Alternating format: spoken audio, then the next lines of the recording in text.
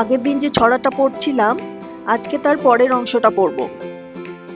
Two little eyes to look around, two little ears to hear any sound, one little nose to smell and breathe, one little mouth that likes to eat, hands to clap, legs to walk, nose to smell, mouth to talk, head to move, eyes to see. I have a little body that belongs to me. আগের দিন আমরা hand আর লেগের মানে শিখেছি। আজকে শিখব বাকি মানেগুলো।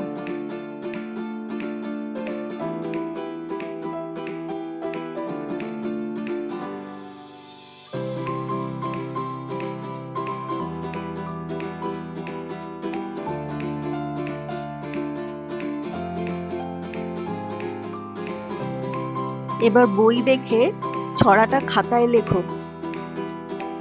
লেখা হয়ে গেলে পুরো ছড়াটা মুখস্থ করবে। আগের দিন যেটা পড়েছিলে আজকে যেটা পড়লে পুরোটা মুখস্থ হয়ে গেলে না দেখে খাতায় লিখবে।